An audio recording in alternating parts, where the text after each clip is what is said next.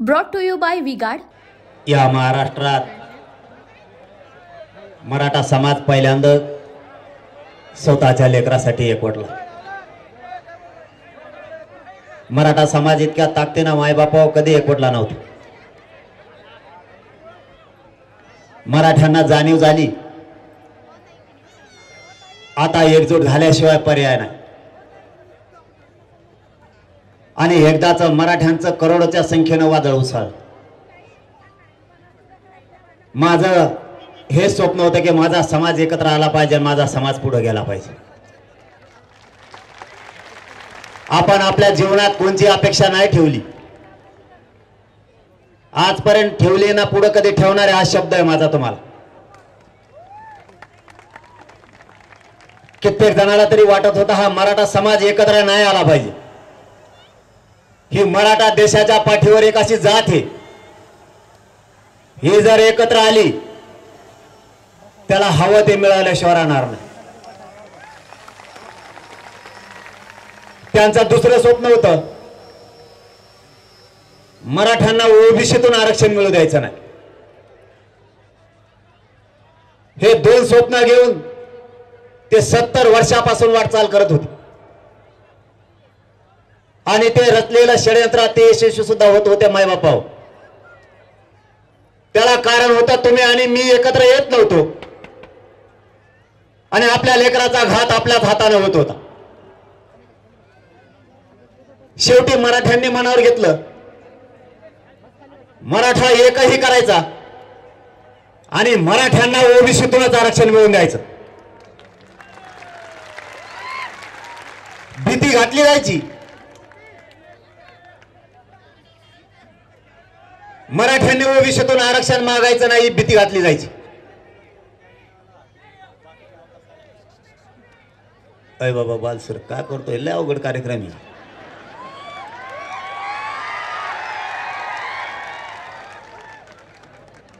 ते सगळं खरं आहे तुमचं, मागे दिसणार नाही पुढे, त्यांना मागे दिसायची गरजच नाही, त्यांना मी दिसलो पाहिजे। भाइयों बहनों, उनके राज में पावर रहे अनस्टेबल और हम रखे सब स्मूथ और स्टेबल।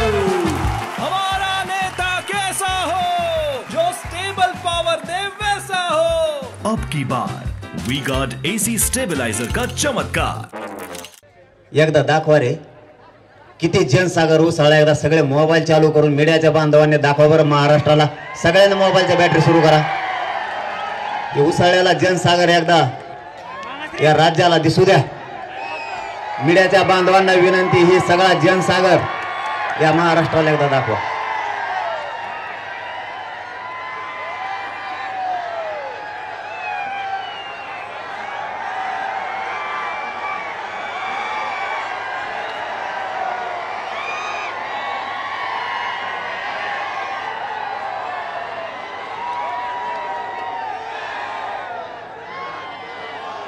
डेंजर आ गया मोबाइल है बस।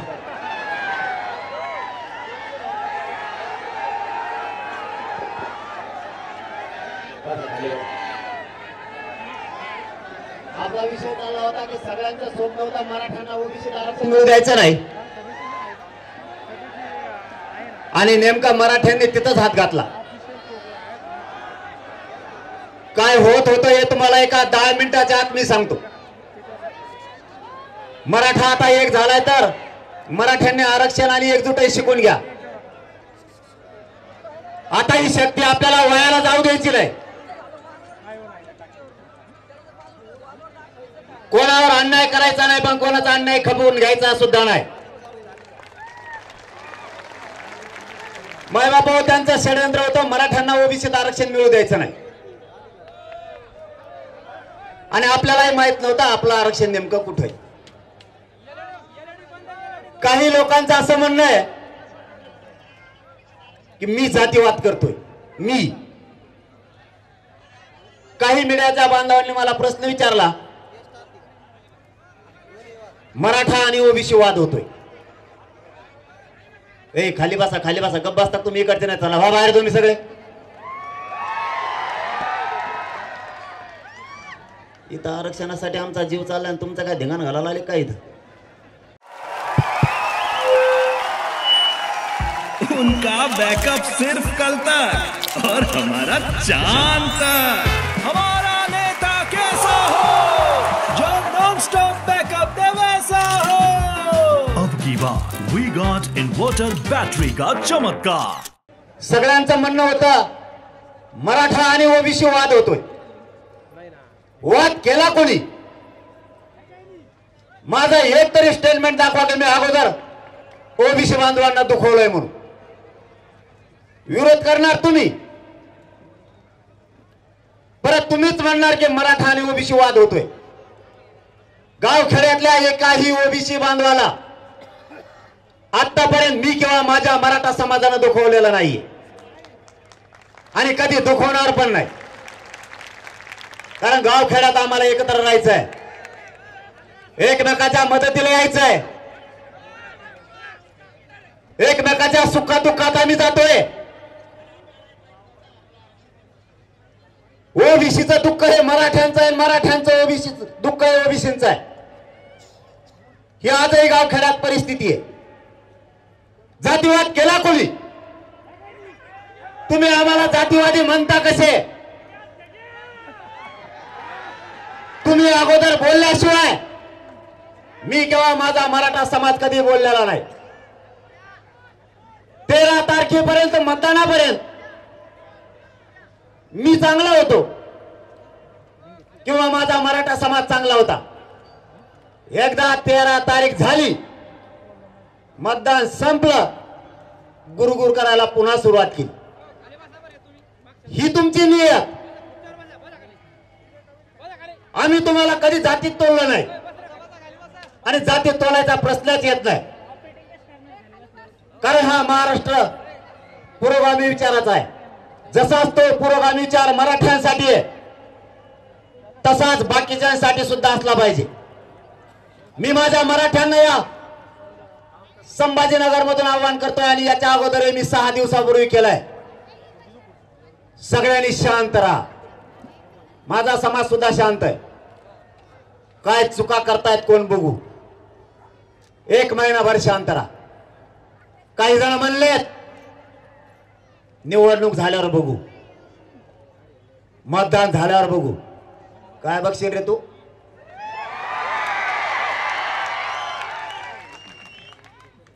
तरी पण मराठ्यांनी शांत राहा.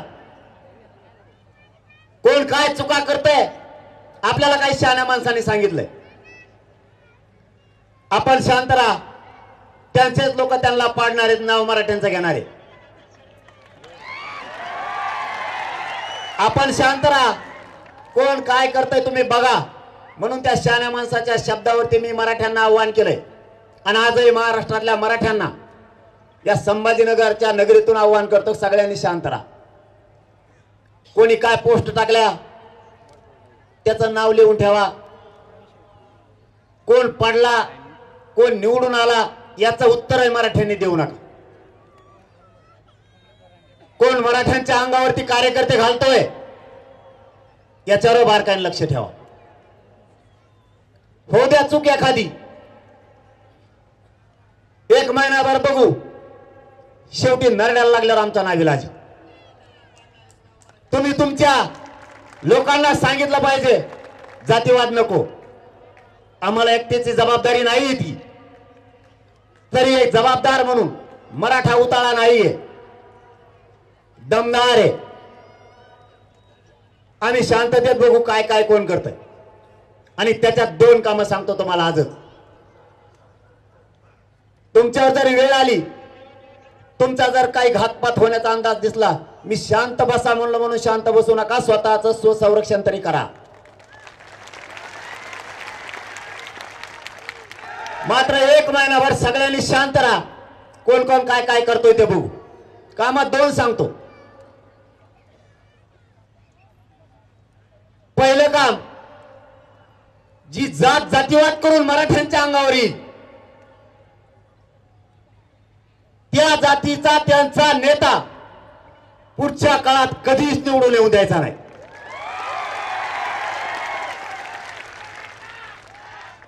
जाहीर त्याचं नाव घेऊन त्याला विरोध करायचा.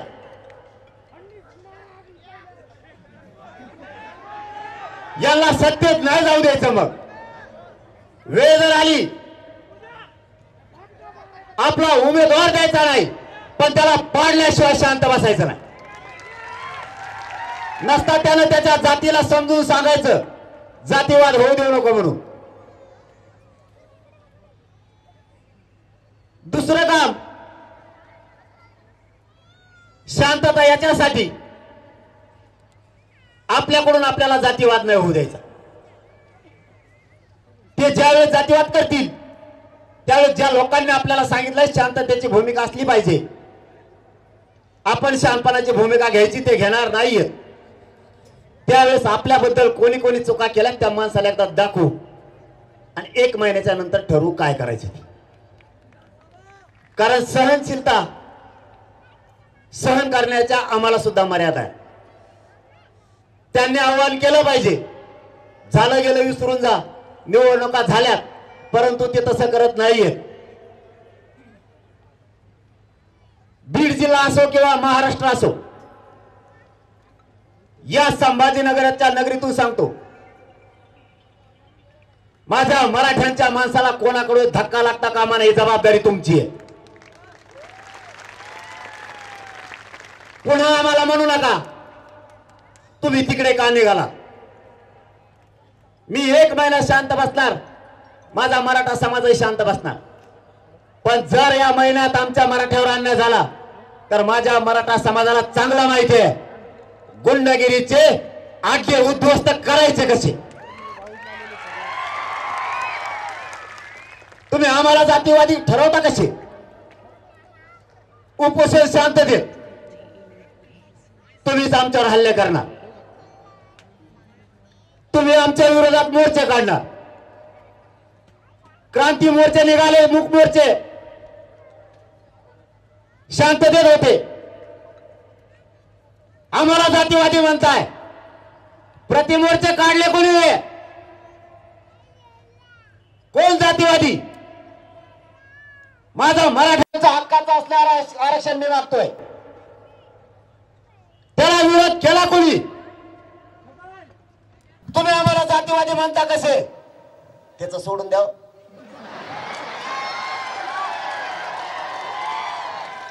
तेव्हा कुठं हल्लत नाही राहिला दिसला नाही तुम्हाला. आपल्या नादी लागल्यावर तसंच होत असतं. कारण मी एकदा मागा लागलो ना, दुमता टिमता करूस तर खाली टेकूस तर माग हटत नाही.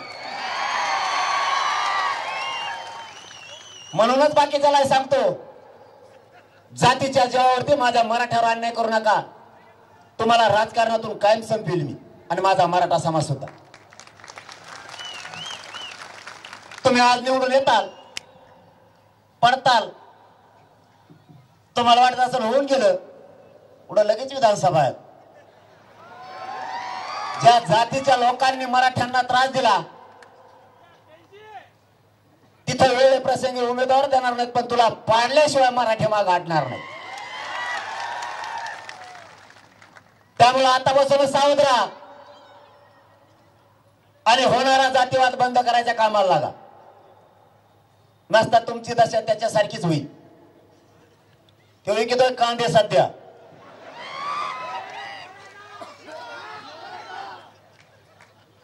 समाजानं काय करायचं आणि काय नाही करायचं हे आपलं फायनल ठरलंय. आपण सगळ्यांनी शांत राहायचंय, कोणी कोणावर टीका करायची नाही. आपल्यावर कोण पोस्ट करतोय, कोण वाद घडवून आणतो याच्यावर बारकाईने लक्ष ठेवायचं. आणि आता निकाल लागल्याच्या नंतर कोणाचा जय जयकार करायचा नाही, पडणाराचा नाही आणि निवडून आलेलाचा नाही. माय बापा हो, त्या घोलालात माझ्या मराठ्यांना आनंद नाहीये. माझ्या करोडो मराठ्यांच्या लेकरांच्या डोक्यावरती आरक्षण देऊन घोलाल टाकायचा आहे, त्याच्यात आपल्याला आनंद आहे. आणि हे किती आडवे उद्या ते आपण घेणार आहे. एकजूट अशीच राहू द्या, एकजूट फुटू देऊ नका. जात मोठे करायचे, जातीचे लेकर मोठे करायचे, यासाठी लढायचं. सगळे म्हणत होते मराठ्यांना ओबीसीतून आरक्षण मिळू देणार नाहीत. मिळालं का नाही. थोडं राहिलं आता सगळ्या स्वारीच्या अंमलबजावणी. ही बी आणल्याशिवाय माग हटत नाही, शब्द आहे माझा तुम्हाला. बघता तुम्ही एक जण फुटू देऊ नका. मला तर लय घाबरीत होते, तुम्हाला माहित आहे की नाही काय माहित. मला म्हणायचे ओबीसीतून जर आरक्षण मागितलं तर दंगली होत्या. म्हणलं कशामुळं? ते म्हणले ओबीसीतून तुम्ही आरक्षण मागू नका, वेगळं मागा. म्हणलं पण दंगली कशामुळे होत्या ते तर सांग. गोडीत येऊन म्हणायची बरं का, तसली टप्पर नाही आपल्याकडे यायची कोणाची. ते म्हणायचं दंगली होत्या. म्हणलं कारण? ते म्हणले काय ओबीसीतून आरक्षण मागितलं की दंगली होते. एक अंदाजा लावला मी, इथून पाठीमागे सुद्धा असंच होत असावं 70 वर्षात. लढा यशस्वी व्हायला आला की भीती दाखवत असतील. मला एक सांगा माय बापा, हो तुम्हालाच प्रश्न विचारतो, दंगली होते कस काय? समजा तुमच्या नावावर 5 एकर जमीन आहे आणि त्यातली 2च एकर जमीन तुम्ही खाताय. 3 एकर जमीन कुठे आहे तुम्हाला माहितच नाही. तुमचे लेकरं उपाशी मारायला लागले तुमच्या हक्काची 5 एकर जमीन असून. पण काही दिवसानं महसूल विभागानं तुम्हाला ती जमीन मोजून दिली. त्यांनी सांगितलं तुमची 5 एकर जमीन सापडली, 2 एकर तुम्ही खाताय, ही तुमची 3 एकर ही तुम्ही घ्या. तुम्ही ती जमीन मागितली, ही जमीन माझी येते. आता ज्याच्याकडे होती तो तुम्हाला काय म्हणला माहितीये का? जर ही जमीन घेशील तर भांडण होईल, दंगली होईल. मग तुम्ही सोडून देणार का? आता तसंच आरक्षणाचा कचका होता. ओबीसीत मराठ्याचं आरक्षण ते म्हणले दंगली होती मागितलं. म्हणलं हो देव, दंगल कसली असती बघायची मला. दंगली झाल्या का? त्याचं कारण मराठ्यांचा हक्काचं आहे. 200 वर्षापूर्वीच्या नोंदी सापडल्यात मायबाप. मंडल कमिशननं ज्यावेळेस आरक्षण दिलं, एका इंग्रजाच्या अहवालावर दिलं. 1967 जे ओबीसीला आरक्षण दिलं, फक्त एका शासन निर्णयावर दिले.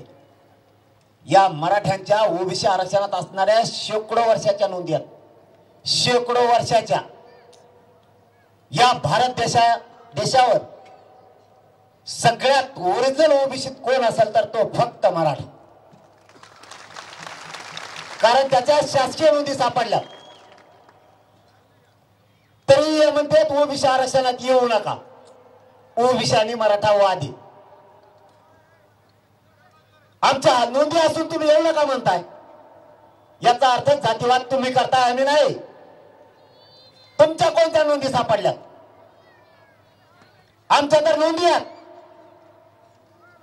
तरी आम्हाला आरक्षण नाही. तुम्हाला माहित आहे याचा कधी वाईट परिणाम झालाय? माझा लाखांना मराठ्यांचा तरुण शिकलेला असताना सुशिक्षित बेकार म्हणून घरी पडलाय. साध्या साध्या कंपनीत त्याला काम करायची वेळ आली. आई बाबाला कंपनीमध्ये काम करायचं, राब राब शेतात राबायचं आणि मुलं शिकवायची. या आरक्षणाला पाहिजे त्या मुलाला नोकरी लागत नाहीये, त्याला उच्च शिक्षण घेता येत नाही. काय पाप केलंय माझ्या मराठ्याच्या पोरानं? त्याच्या हक्काचं आरक्षण असून देत नाही. नोकर भरतीमध्ये सुद्धा भरती झालेल्या मराठ्यांची भरती होत नाहीये. त्यांना केंद्रीय कॉलेज मिळत नाहीत. हक्काचं आरक्षण असून ज्या मुलानं स्वप्न बघितलं, ज्या बापानं स्वप्न बघितलंय माझा लेकरू अधिकारी होईल, या आरक्षणापायी त्या बापात आणि त्या लेकराच्या स्वप्नाची सुद्धा राखरांगोळी झाली. आरक्षणाची किंमत 1% भोगलेल्या लेकराला विचारा, ते घरी रडत येतं त्यावेळेस कळतंय आरक्षणाची काय किंमत आहे. ज्या आई बापानं कर्ज काढून लेकर शिकवले त्यांना विचारा आरक्षणाची काय किंमत आहे. नोकरदार वर्ग सुद्धा 1-1 रुपये मागे टाकून लेकर शिकवतोय. नाही त्याला त्याच्या मनासारखं शिक्षण घेता येत आणि नोकरी करतायत. आमचं हक्काचं आरक्षण असून तुम्ही आम्हाला म्हणताय ओबीसी आणि मराठा वाद होतोय. तुम्ही मराठ्यांना रोखू नका. कधीच ओबीसी आणि मराठा वाद होऊ शकत नाही, कारण ते मराठ्यांचा हक्काच आहे. आम्ही कोणाचा हिसकून नाही घेत. खाल्लं तुम्ही खूप दिवस, आमचं आहे ते द्या म्हणतोय. कोणाच्या आरक्षणाला नाही धक्का लागत, कसा नाही लागत ते सुद्धा मोजा. ते येवल्यावाला म्हणतो आम्ही एकटे 60%. जर बाबा तू म्हणतो तसं आता मराठ्यांना मोजा. 60% ओबीसी, 34% मराठा, किती झाले? 20% SC ST, 150% लोकसंख्या असते राज्याची देशाची. तू का बधीर समजतो का काय? आम्हाला खातो किती दिवस. दुसरा पॉइंट आणला म्हणे एसटी फुल भरलेली म्हणजे ओबीसी आरक्षणानं. नेते माझ्याकडे येतात बघा, मंत्री लोक चर्चाला, ते म्हणतात एसटी फुल आहे राव. म्हणलं मला दार उघडून बघू दे. म्हणलोय मी, तुम्ही मीडियाच्या बांधवाच्या माध्यमातून बघितलं असेल, मीडियाच्या बांधवाने लय साथ दिली आहे मराठा आंदोलनाला. हो, त्याला म्हणलं एसटीचं दार उघड, मला टुकून बघू द्या. किती लोक बसले, ते एकटं टंगड्याला मग बसलं. म्हणलं 7-8 खुर्च्यावर, त्याला टंगडी सकट बाहेर ओढतो. नाही नाही म्हणते तसं बघता येत नाही. म्हणलं मग आम्ही ओबीसीतच घेत असतो, बघता येत नाही तर. एसटी फुल नाहीच आहे. यांनी काचा लावल्या, दारं लावून घेतले, आत मोकळी, फक्त दुसऱ्याला बसू द्यायचे नाही. नियत चांगली नाही, खायची सवय लागली. चारी बाजूनं लोकांचं वर पडायची सवय लागली. बरं त्यांनी एकट्यानं नाही खाल्लं, ओबीसी महामंडळ एकट्याने 80% खाल्लंय त्यांनी. 12 बलुतेदारांना वेगळा प्रवर्ग करायचा एका शासन निर्णयावर, किंवा नुसता सचिवाने किंवा सहसचिवाने जरी आज सूचना केल्या तरी 12 बलुतेदारांचा वेगळा प्रवर्ग होतो, तरीही केला जात नाही. मुस्लिमांना आरक्षण दिलं जात नाही, दलितांचे प्रश्न सोडवले जात नाहीत, आणि ज्या आरक्षणाला धक्काच लागत नाही त्यांचा मराठ्यांना सगळ्यात जास्त विरोधी. आपल्यामुळं एनटी आणि व्हिजेंटीला धक्का लागत नाही, कारण त्यांचा वेगळा प्रवर्ग आहे. वंजारी बांधवांनी धनगर बांधवांना मराठ्यांच्या आरक्षणामुळे धक्का लागत नाही.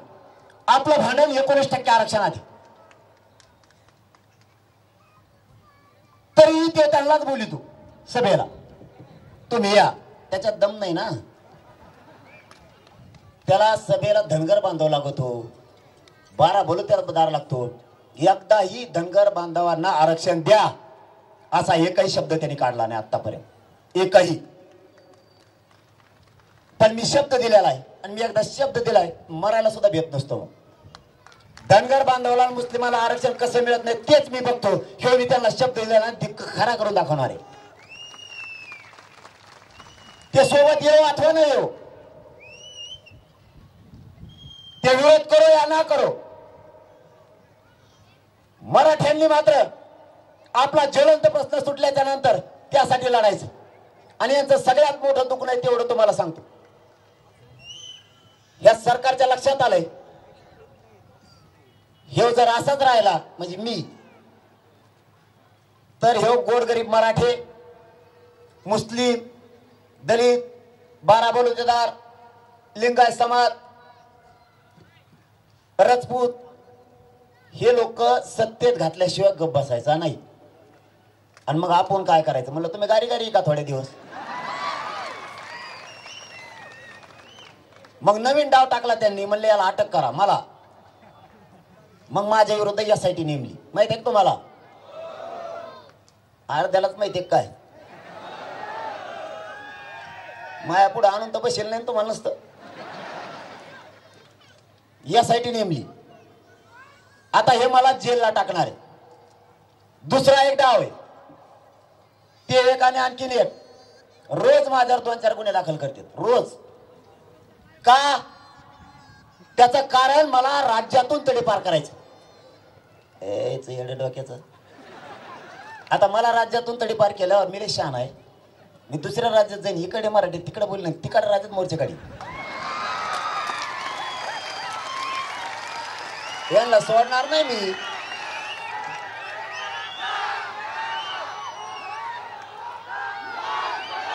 तो डाव यांचा फेल झाला. मग दुसरा डाव आता SITचा. म्हणे यासाठी नेमा याला जेलला टाकून द्या. मी जेलात जाईल, मी जेलमध्ये सडन, पण मराठ्यांची आयुष्यभर गद्दारी नाही करणार. मी जेलात जाईल, जेलातले सगळे मराठ्याचे कैदी एकत्र करीत आणि जेलात मोर्चा काढी. मी आतल्याला सुद्धा झोपा नाही येऊ देणार, कारण मी माझं जीवन या समाजासाठी अर्पण केलंय. माझं एकच स्वप्न आहे, माझ्या मराठ्यांच्या लेकराच्या अंगावर आरक्षण देऊन मला वर्दी बघायची.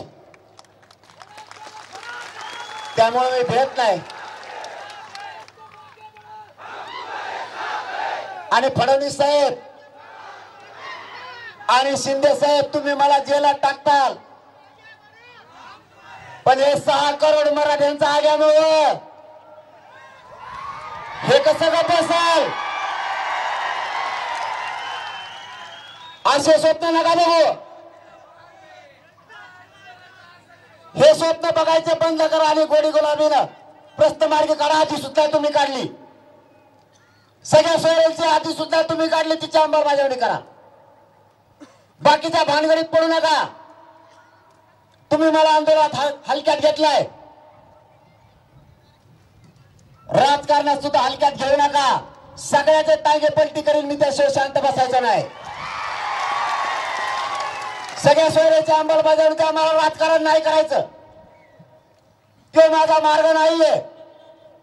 मला आणि माझ्या समाजाला राजकारणात नाही जायचं. आमचं आरक्षण आम्हाला द्या. तुमचं राजकारण तुम्हाला नकला. तुम्हालाही सांगतोय, कोणत्या नेत्याच्या पुढे पुढे करायचं जरा बंद करा. तुमचे लेकर अधिकारी करायचं बघा, त्यांना शिक्षण द्या, आरक्षणातून अधिकारी बनवा. तुमच्याच लेकराच्या माग पुढे पळती रे. यांच्या चपला उचलायचा बंद करा. नाद लागलेला पूर्ण सोडा जरा राजकारणाचा. रक्तात आरक्षण राहू द्या. स्वतःचे लेकर मोठं करायचं बघा. या आरक्षणात इतकी ताकद आहे की या महिन्यात पाठीमागच्या आठवड्यापासून 150 पेक्षा जास्त मराठ्यांचे पोरं अधिकारी बनलेत आरक्षणाच्या जोरावर. 4 उपजिल्हा अधिकारी झालेत. 2 मुली केंद्रात गेल्यात. ज्यांची 21वी रँक आली होती, आरक्षण मिळाल्याच्या नंतर त्या लेकराची 21वी रँक बदलून 2 वर आली आणि केंद्रात आयोग दर्जाचे अधिकारी बनले. हे स्वप्न बघा. नेत्याला आणि नेत्याच्या पोराला मोठं करायचं बंद करा.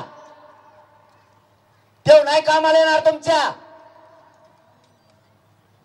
तेव्हा निवडून येईपर्यंत चपला सकट तुमच्या पाया पडाल. नंतर तुमच्या लेकराकडे डुकून सुद्धा बघणार नाही. कोणत्या नेत्याची तुम्हाला गरज नाही. तुमच्या जीवावर तो डेअरिंग करतोय. तुम्ही फक्त अंग काढून घ्या, त्याला कुत्र सुद्धा विचारणार नाही. आताच मराठे कार्यक्रमाला जात नव्हते, कसे आलो होते त्यांची. ते मंदिरात आले की लोक घरी जायचे, आणि ते घरी आले की लोक मंदिरात जायचे. काही काहीची साखर वाढलेली आणखीन दवाखान्यात.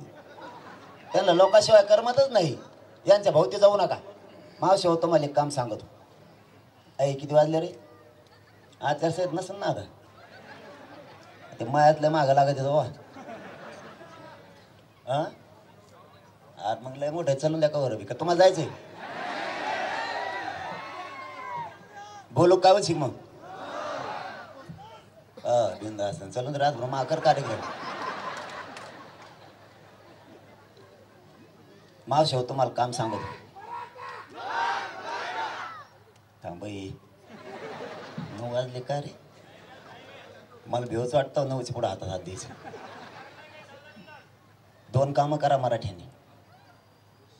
आपल्या लेकराला आयुष्याचं आरक्षण द्या, मराठी व्यसनापासून लांब जा. जगाच्या पाठीवर प्रगत जात म्हणून फक्त मराठींची असणार. मला 9 वाजल्यानं मी हातात हात द्यायचाच बंद केलाय. हात धरला सोडितच नाही. त्यांनी टाकलेली असती का घालून. मग सतत फोटो काढित मलाच घोडे लावी दे. फक्त व्यसनापासून लांब जा. आपली जात प्रगत होणार आहे. आणि बांध टोकरायचे एक कमी करा. 5-5 पिढ्या झाल्यात लोक आपले बोलणार काय टोकरी तू रे, दिवसभर गावात हिंडत इकडे तिकडे, तिसरा पार जातं खुरपं घेऊन पान टोकरी तू काय टोकरी तू रे. 5-5 पिढ्या झालेत बोलणार. 1700 लोक मी 25-25 वर्ष न बोलणारे एका जागेवर बसवले. या 8-9 महिन्याच्या आंदोलनाच्या काळात पोलीस स्टेशनला मराठ्यांची एकही केस नाही. सध्या भांडणच करण्यात मराठी. त्याला काढून घेतो स्टिंगल मोनोपॅड द्या, मोनोपॅड आहे का. दलित मराठा वाद कमी झाला, मुस्लिम मराठा सुद्धा वाद कमी झाला. आणि मलाच म्हणते वरून ह्यो जातीवाद करतो. म्हणजे इतके वाद कमी होऊन मला जातीवादी समजेना आणि तुम्ही विरोध करता त्याचं काय. मा शेव तुम्हाला एक काम सांगतो, तुम्हाला आवाज येतो का मा. हे काही नेत्याच्या पुढं पुढं करायचं नाही. हे घराच्या बाहेर चालले, यांना रोज विचारायचं कुठं चालले. मला माहिती आहे तुमच्या जवळच यांचे खटके, हे तुमच्या पुढे जात नाही. यांना रोज विचारायचं तुम्ही कुठे चालले. यांना नाद लागलेला आहे साहेबाचा एक भैया, ते शिकायला गेलं परदेशात तुमच्या मताच्या जोरावर. त्याच्या आज्याला तुम्हीच मोठं केलं, त्याच्या बापाला तुम्हीच केलं, आणि त्याच्या पोराला तुम्हालाच मोठं करायचं आहे आता. जस का मराठीने ठेका घेतला यालाच निवडून आणण्यात. 20-25 वर्षापूर्वी याजवळ मोटरसायकल नव्हती, 2 कोटीच्या गाडीत बसायला लागला. येऊ तुमच्या मताच्या जीवावर. याचे पोरं परदेशात शिकायला गेले आणि आपले पोरं का उसं तोडायला पाठायचे का आता. हे काम त्यांचं होतं, आरक्षण द्यायचं त्यांनी दिलं नाही. पण इथून पुढे तरी सावध राहता. त्याचं पोरग परदेशात शिकायला गेलं आणि त्याला तुम्ही भैया म्हणता का नाही. त्याला चेटीत हाकता ना नीट, त्याला भैया म्हणता तुम्ही. आणि ते आपल्या पोराला नाम्या तुक्या एकण्या म्हणते. मावशी हो तुम्हालाच काम सांगत आता. हे घराच्या बाहेर चालले, यांना रोज विचारायचं कुठं चालले.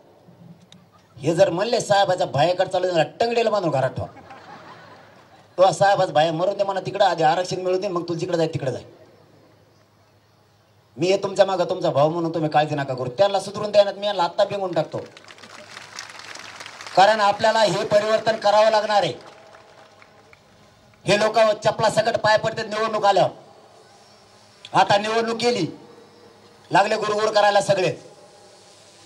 लेकरांचा अन्याय डोळ्यासमोर असू द्या.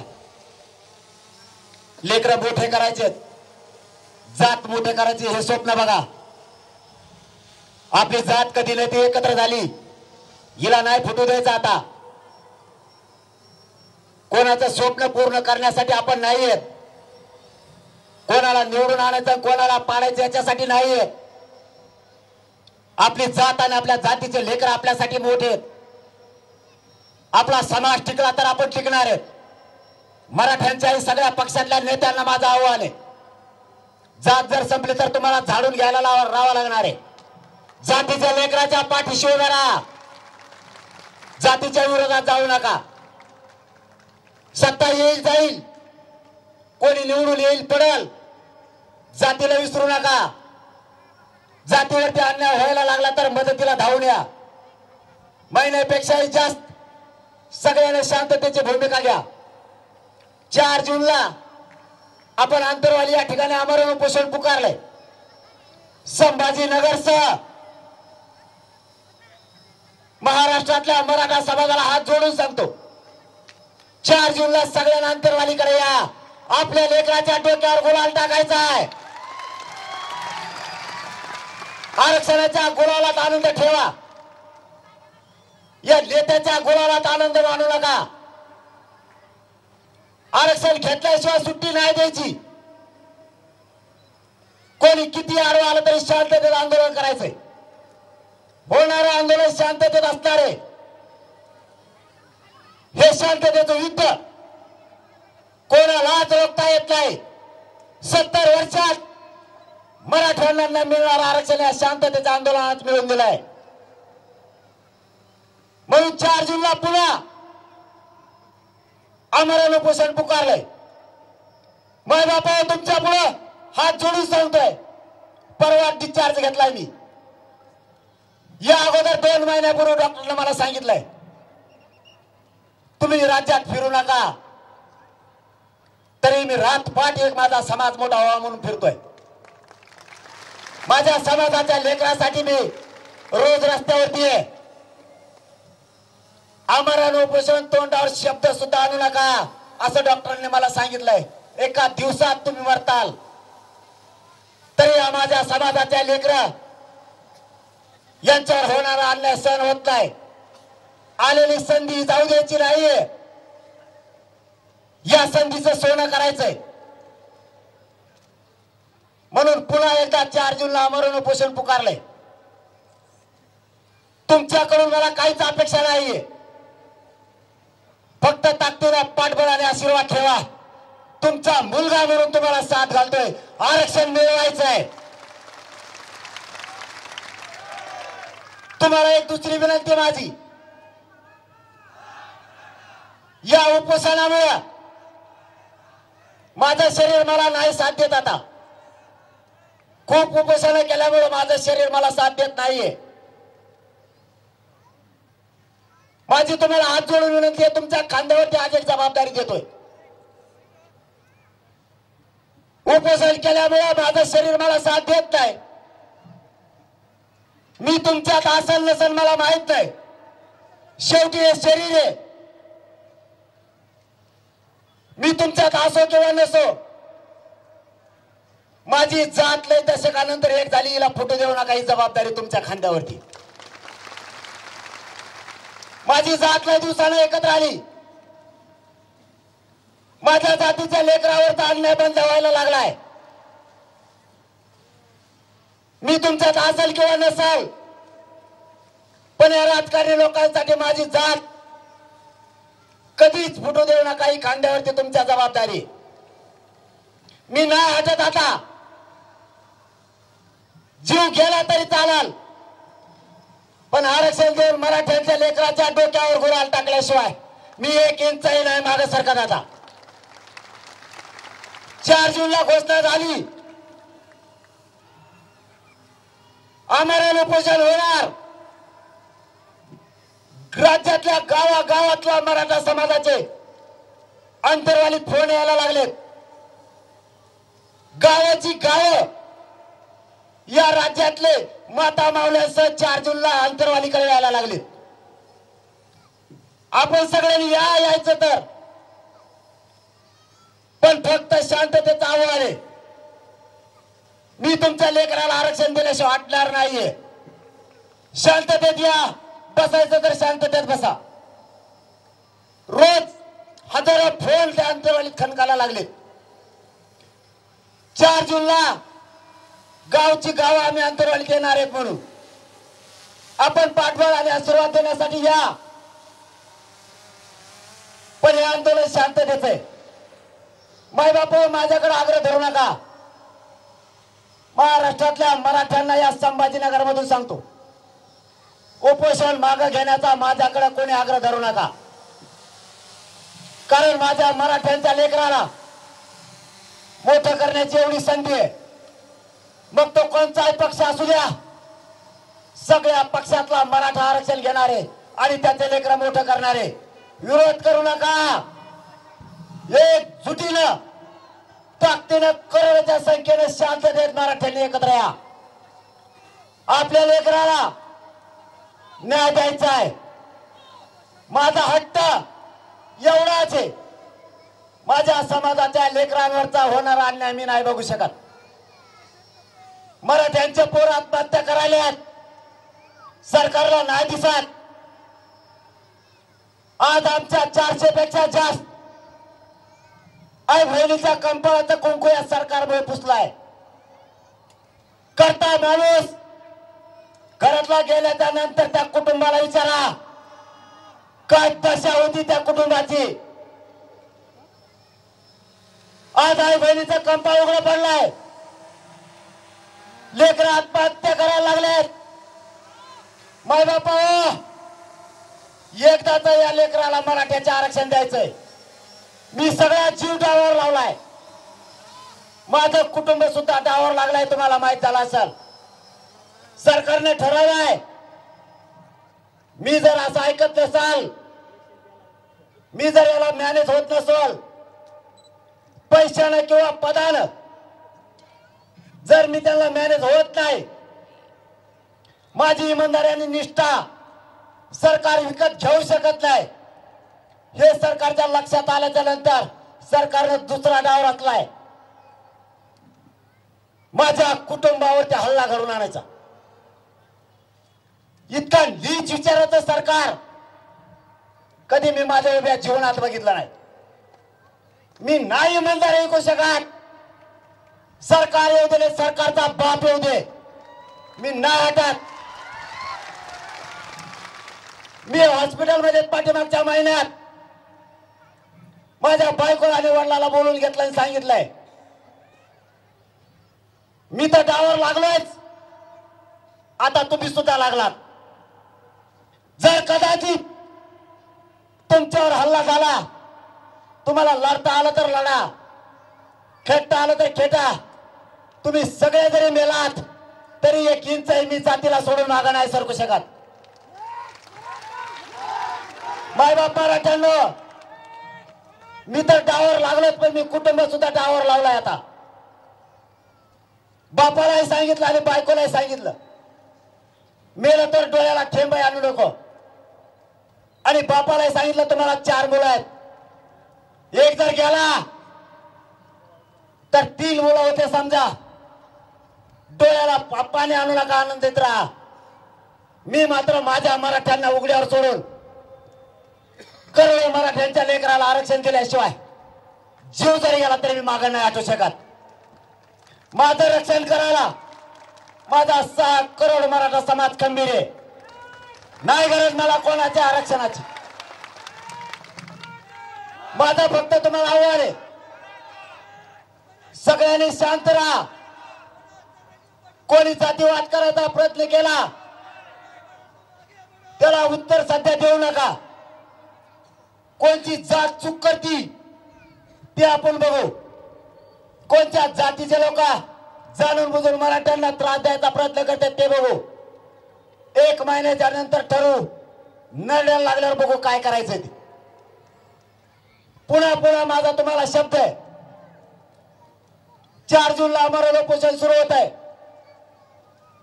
पाठबळ असू द्या, मराठ्यांचे लेकरं मोठे व्हावेत, तुमचं लेकरू आनंदी जगावं, हे स्वप्न घेऊन मी घराच्या बाहेर आहे. तुम्हाला जाता जाता शब्द आहे माझा, मी जेलमध्ये जरी चढलो किंवा आंदोलन करताना जरी बलिदान गेलं तरी तुमच्या लेकराच्या डोक्यावर आरक्षण देऊन गुलाल टाकल्याशिवाय 1 इंचही मागे सरकारणार नाही, शब्द तुम्हाला देतो आणि थांबतो. Brought to you by V-Guard.